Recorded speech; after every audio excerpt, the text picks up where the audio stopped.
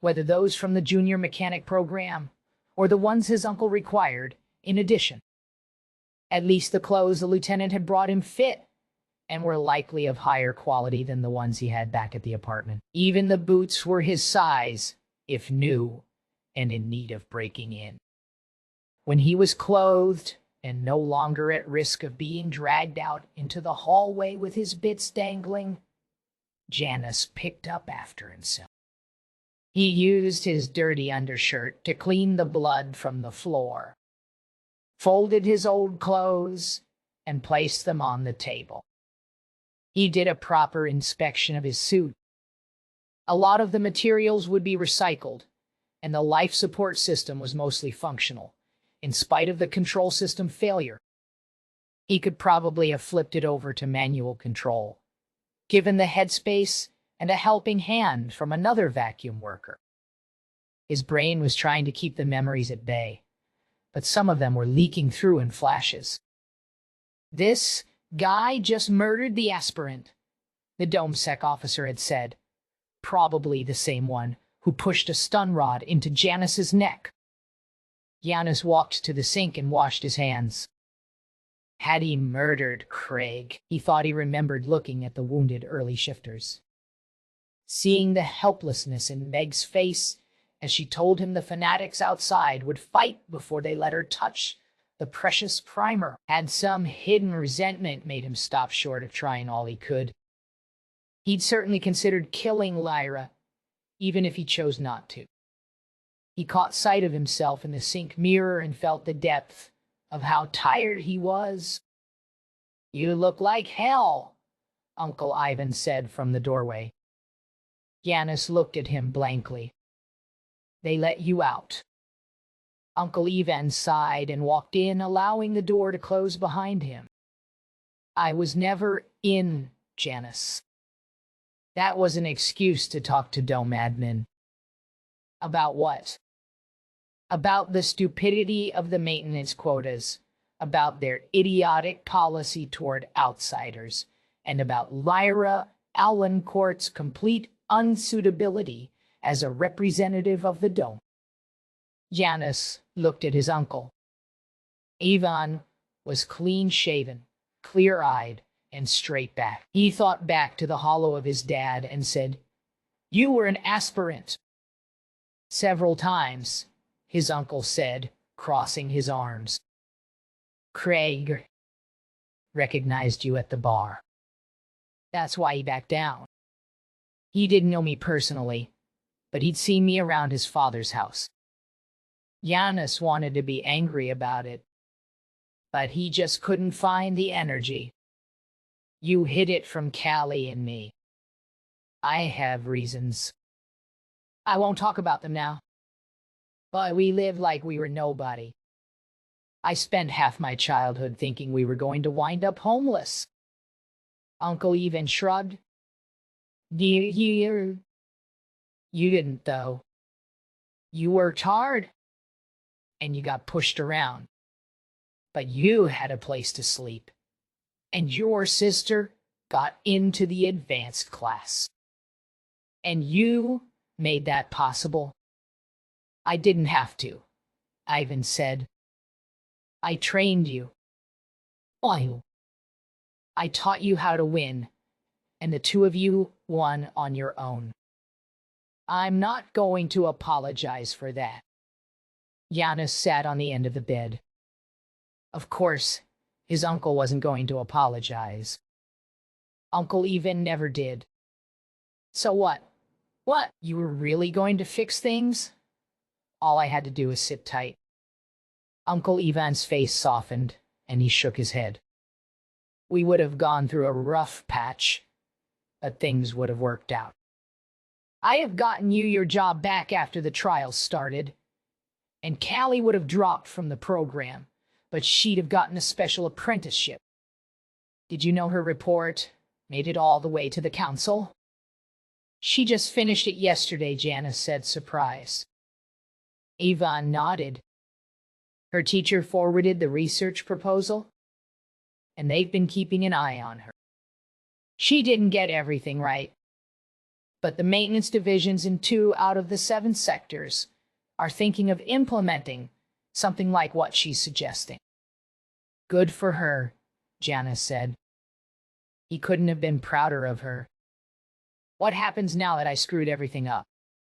Ivan sighed again and scratched his cheek. They've got teams reviewing everything about the incident, including the maintenance records. A lot of people are going to get fired or demoted. Some might get exiled. Dome admin has to move fast, or things are going to get dangerous between the outsiders and the primers. Janus nodded. He figured Prime Dome's leadership would have to make examples, show people they were addressing the problem that led to Craig's death. They're going to want to talk to you, Ivan said. Just be honest. Stay objective. They'll already know most of the facts. They'll be wanting to know why you acted the way you did. Does it matter? Janus asked. Of course it does, Janus, Ivan said. I know you and I haven't seen eye to eye lately, and I probably put too much on your shoulders too soon. But you're a good man. Naive, for sure. You remind me so much of your mother and father sometimes. It hurts to be around you, but I'm proud to be your uncle. Janus felt himself tearing up. I'm gay. Good people don't have to stop themselves from murdering helpless people, Uncle. I was actually going to start training you as an aspirant next year. Have you ready to run the trials in 3 years? 4 at the outside? That won't be possible now, but I always thought you had it in you. I already understand, Uncle, Janus said, every word only reinforcing his sense of loss. Uncle Ivan walked over and put a hand on his shoulder. Just tell the truth, son. You know I don't put much stock in Ryler's nonsense about the survivor. That lot have more bodies stashed in storage lockers than anyone on the planet. But things have a way of working out for the people who deserve it. I'm sure you're right, Janus said, because he knew he didn't deserve it. Meg deserved it, and he'd sent her to die outside the airlock. The void takes, and it is never full. Minutes passed, with no further visits and no contact with the outside world in his network-isolated room. Janus sat down, stood back up, tried pacing for a while, then lay on the bed. He thought of turning on the program his mother had made for him, but he wasn't sure he could bear seeing her or his father. He kept picturing Meg's face as he told her to hold the breach, and it was suffocating him. An hour passed, and a politely neutral DomeSec officer brought him a tray of food. It was fresh vegetables from hydroponics, not the rehydrates Janus and his family ate most days, as well as crispy fried tofu with little white seeds, scallions, and a tangy brown sauce. He really was on the wealthy side of the detainment center. They must really want to keep me separated from the other prisoners before my hearing. Janus found he was starving and polished off the meal, drinking several glasses of water before collapsing on the bed. The exhaustion and stress of the morning had finally caught up with him, and he fell into a dreamless sleep. Look at this bastard sleeping, like he didn't do anything wrong, a woman said. Get up, Invarian. Time to face the music, a man added. Janus blinked, disoriented, his head heavy from some sleep but not enough. Rough hands grabbed him by the arms and cuffed him again, then marched him from the room. Still no signal, because of the cuffs, and he was led deeper into the facility, away from Sector 6 toward the hub. The DomeSec officers led him into a large, darkened space, and stood him under a spotlight before taking his cuffs off. Stay here, and don't speak until spoken to, the female officer warned. They left him standing there, squinting at the darkness beyond the pool of light. The room was roughly circular, maybe slightly wider than it was deep. About 5 meters from where he stood, concrete walls rose, turning into tiered seating to his left and his right, while ahead was a curved single podium, 7 chairs wide, and Janus swallowed. This was the council chamber. This was where sentences of exile were announced. The light in the stand slowly rose, revealing a seated crowd. Janus spotted Callie with Uncle Ivan up front. His sister looked nervous, his uncle tight-lipped and giving nothing away. Barry was sitting next to them, although there was no sign of Ryler. Janus saw several of the people who had interviewed him the previous day, except for the head of sector maintenance, who had either been fired already or was too busy to see him get thrown out. There was no sign of Lyra either. He would have thought she would be there for his punishment. Several of the sorters had shown up. It was the middle of main shift, 5 hours after the accident.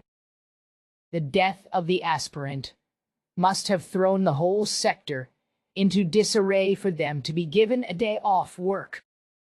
He could see people talking to each other, not whispering, some of them even shouting to each other above the crowd, but he couldn't hear any of it. Some kind of sound dampening technology? Or maybe the crowd wasn't there at all, just a soundless projection from somewhere else. Order, the bailiff announced, and the crowd stood. 7 figures in ceremonial robes entered the room, taking place at the raised desk in front of Janus. They were the 7 section administrators, the ruling council, who made all the major decisions concerning the Dome's future. Sentencing was normally the purview of DomeSec and the courts. But capital punishment, which exile frequently was the remit of the council. Please be seated, the hub administrator, leader of the 7, said. He was a tall, thin man who looked as exhausted as Janus felt. He looked around the room as if the act of breathing hurt him before taking his seat. The hearing concerning mechanic Janus Invarian's involvement in the Sector 6 airlock failure of 4452-212 Boy. All sector administrators are in attendance. Session presided by Administrator Gregory Bennin. He finally turned to look at the defendant, and Janus's heart sank as he saw a flash of grief mixed with hatred in the administrator's eyes. It didn't surprise him, however. Administrator Bennin was the late Craig Bennin's father. Mr. Invarian, the council, and its designated investigators have already reviewed witness testimonies and footage from various sources. The facts have been painstakingly reconstructed. What remains in question is your state of mind when you took the actions you did. Do you understand? I understand, Your Honor. I am not a judge, Mr. Invarian. You may address me as Administrator Bennin, or simply Administrator. Yes, Administrator, Janus said. And he did understand. The council had already reached a conclusion. Any slip-ups he made would be used to cement their judgment. Let's begin then. 2 days ago, at the end of early shift, you had an altercation with Craig Bennin and Lyra Allencourt. Why? Lyra felt like I had interfered with their training. Please remember the purpose of this hearing, Mr. Invarian, Administrator Bennin said. We are not asking you to speculate about Lyra Allencourt or Craig Bennin's motives. only to talk about yours. You were reprimanded by an aspirant candidate second. You were right, an aspirant candidate second. Why didn't you just apologize and move on? Janus clenched his jaw. Because they were wrong, and what they were doing was dangerous. The Sector 4 administrator leaned forward. Others were using the software override as well. You didn't confront them. Only Miss Allen Court.